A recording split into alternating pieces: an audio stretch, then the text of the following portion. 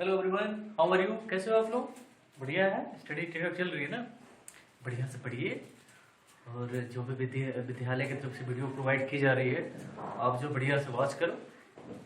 और सिर्फ वॉच नहीं करें, वॉच करते हुए बुक लेकर के उसके बढ़िया से नोट्स बनाएं और नोट्स बना करके उसको रिवाइज करते रहें। ओके, ये जो है स्मार्ट वर्क होता है, ऐसे ही स्मार्ट वर्क किया जाता है। Okay, that's all.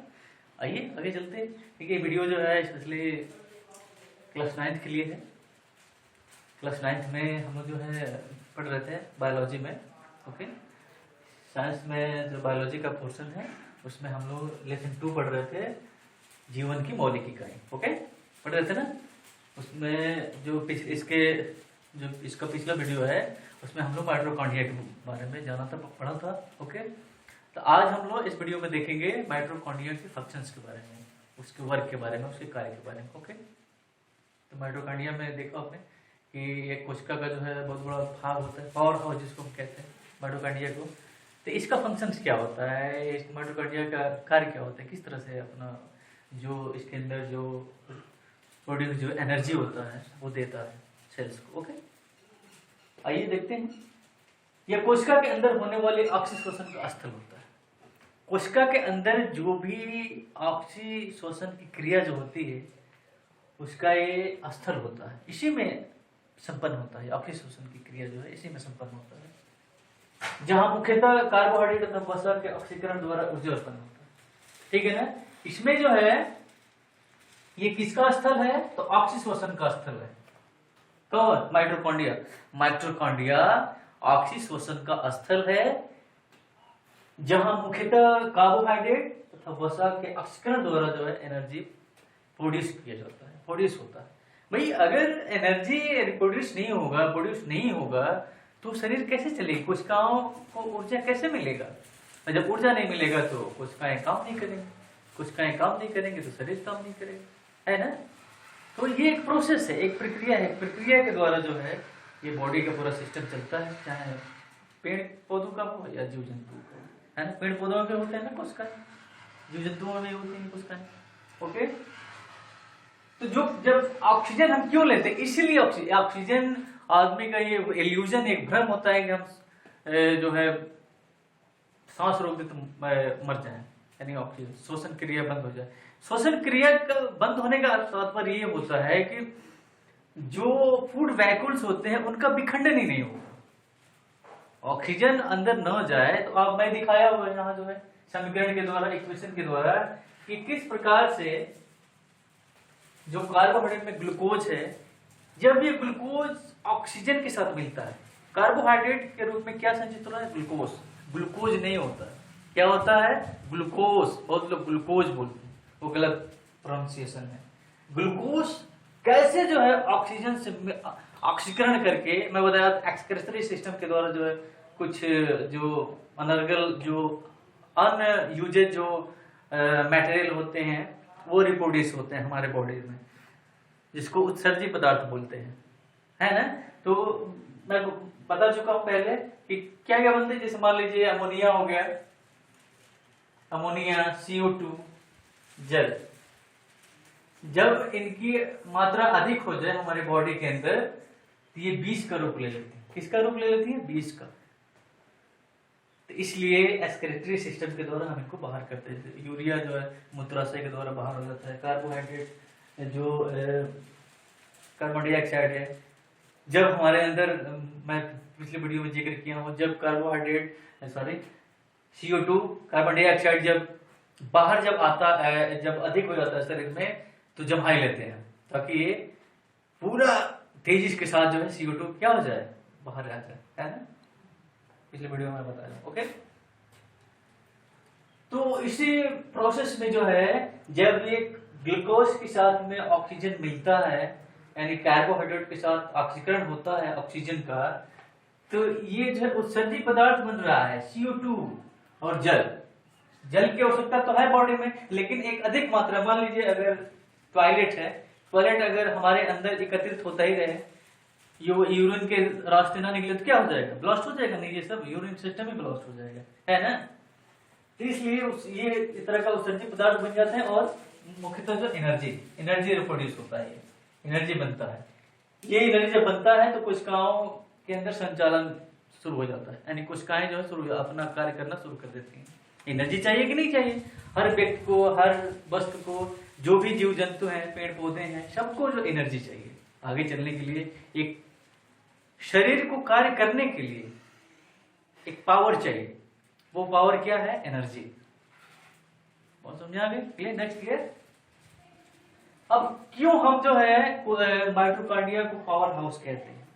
कैसे इसमें जो है किस प्रकार से यह इस सेल्स में अपने ऊर्जा को सेंड करता है, भेजता है? देखिए, जब ये ऊर्जा जो प्रोड्यूस होता है, जब ऑक्सीजन का क्या हो रहा है, ऑक्सीकरण हो रहा है कार्बोहाइड्रेट के साथ, तो इसमें ऊर्जा रिप्रोड्यूस हो रहा है। ओके, यह ऊर्जा जो है एडीपी, एडिनोसिन डाइफॉस्फेट, इसमें जो है एकत्रित होकर के और एडीपी का निर्माण किया जाता है। उसमें एडीपी, जब यहां देखेंगे ध्यान से, ये ऊर्जा जो है उत्पन्न हुआ। ओके, ऊर्जा जैसे उत्पन्न हुआ तो इसको किसमें एकत्रित किया गया?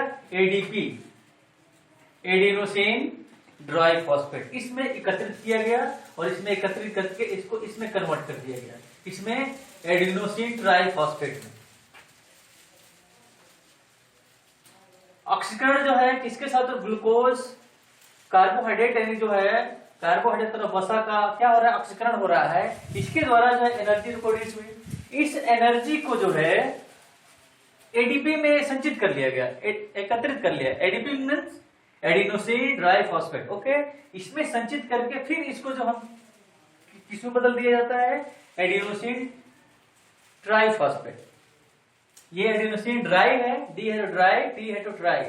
अब इसमें जो है इसका निर्माण किया जाता है और यहां से निकाल करके जो है पुनः जो है सेल में पहुंच करके पुनः एडीपी में बदल जाता है। ध्यान देंगे एक बार, कंफ्यूजन नहीं होना चाहिए। कार्बोहाइड्रेट और वसा के ऑक्सीकरण से क्या उत्पन्न हुआ? ऊर्जा। मैं यहाँ इक्वेशन के द्वारा दिखाया हूं, देख लीजिएगा। ओके, इस ऊर्जा को जो है कहां एकत्रित किया जा रहा है? एडीपी में, एडिनोसिन डाइफॉस्फेट में इसको एकत्रित किया गया और इसमें एकत्रित करके इसको किस में कन्वर्ट किया गया? एटीपी, एडिनोसिन ट्राइफॉस्फेट में। यहां से एकत्रित करके जो है इसको यहां से निकाल करके ये कोशिका में पहुंचता है। और जैसे ही कोशिका में पहुंचता है यह पुनः किसमें कन्वर्ट हो जाता है? एडीपी। किसमें कन्वर्ट हो गया? एडीपी में कन्वर्ट हो गया। और यहीं से जो है जितना भी कोशिकाओं को ऊर्जा की आवश्यकता होती है वो क्या कर देता है? उनको सेंड कर देता है पुनः एडीपी में बदल करके।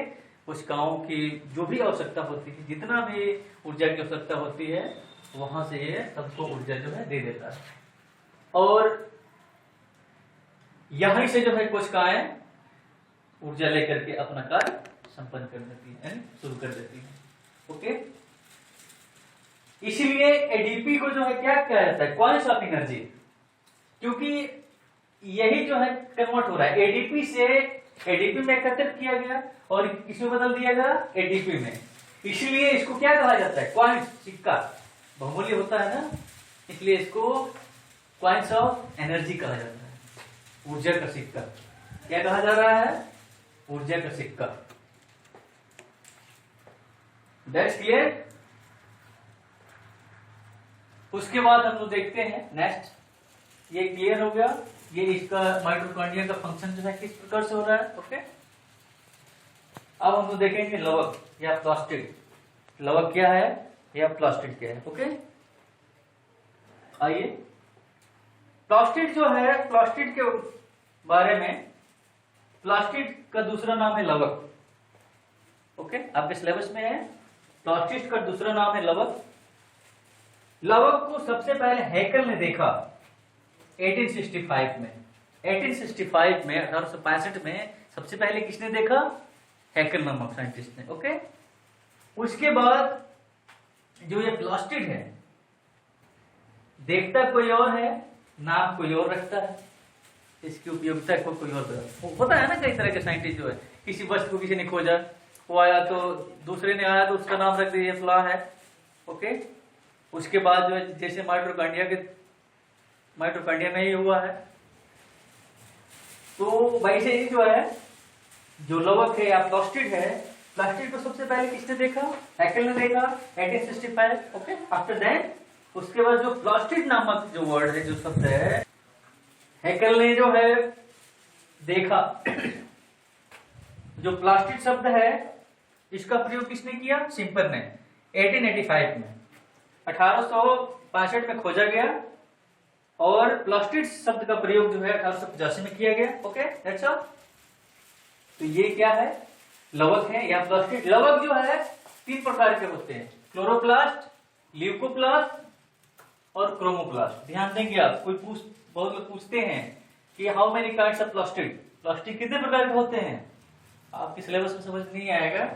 तो क्लोरोप्लास्ट नंबर 1 यानी हरित लवक, ल्यूकोप्लास्ट वर्णिल लवक, और क्रोमोप्लास्ट यानी वर्णिल लवक।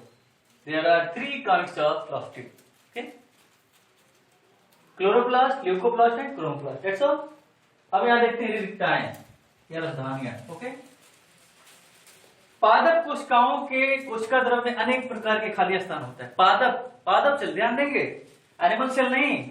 प्लांट सेल में, प्लांट सेल को आप देखेंगे, उसके स्ट्रक्चर जो है उसको माइक्रोस्कोप के द्वारा देखेंगे, उसके स्लाइड्स को, तो आपको मिलेगा कि पादप जो कोशिकाएं होती हैं, कोशिका द्रव में एक अनेक प्रकार के खाली स्थान मिलेंगे। इसी को हम जो है क्या कहते हैं? रिक्ताएं कहते हैं या राजधानियां कहते हैं।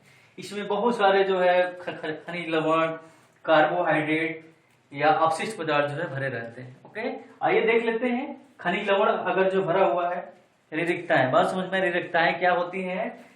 तो पादप कोशिका के कोशिका द्रव में, यानी प्लांट सेल के कोशिका द्रव में अनेक प्रकार के खाली स्थान पाए जाते हैं। ओके, उन्हीं खाली स्थानों को क्या कह रहे हैं? क्या कहा जाता है? तो राजधानियां कहा जाता है। Okay, that's all.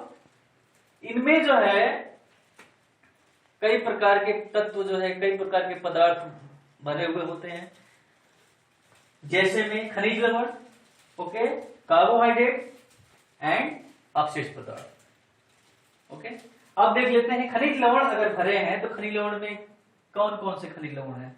तो chloride, sulphate, nitrate and phosphate, etc। इस तरह के जो है खनिज लवण यानी मिनरल्स जो है भरे हुए होते हैं। ओके, कार्बोहाइड्रेट के रूप में कौन कौन से पदार्थ भरे होते हैं? तो ग्लूकोज, शर्करा, सुक्रोज, etc। ओके, ये मुख्य चीजें हैं, इसी पे ध्यान देंगे आप। खनिज लवण में है तो खनिज लवण में कौन कौन से पदार्थ से भरा हुआ है? कार्बोहाइड्रेट है तो उसमें कौन कौन से पदार्थ भरा हुआ है?